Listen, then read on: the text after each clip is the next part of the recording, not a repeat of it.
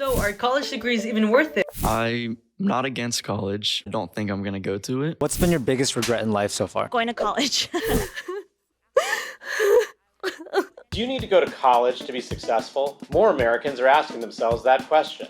Last year, the U.S. saw the lowest number of high school graduates enrolled in college in 2 decades.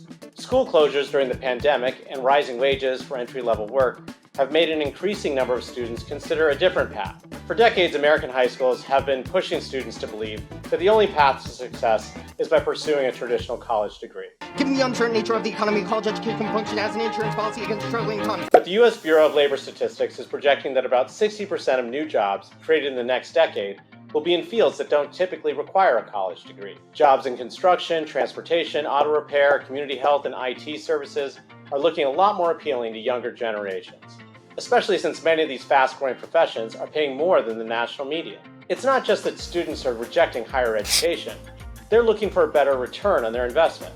Although it's true that workers with a 4-year degree have higher lifetime earnings, 40% of students enrolled in college don't actually finish.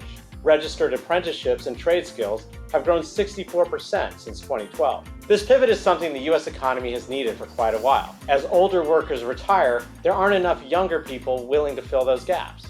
For example, new construction has been booming for the past few years, and the Biden administration's investment in infrastructure has created a major labor gap in the construction industry. Contractors will need to hire an estimated 546,000 workers in 2023 to meet demand, on top of the industry's normal hiring pace.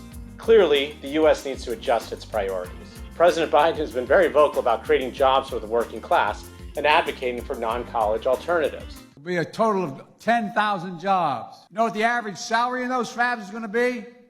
$130,000 a year, and you don't need a college degree.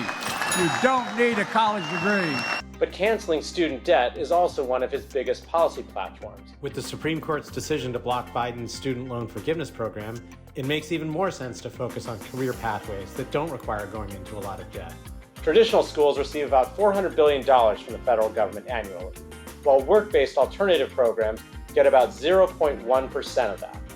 The administration has endorsed legislation to create nearly 1 million new apprenticeships, but that could cost up to $4 billion and has only been introduced in the House. So, do you think college is worth it?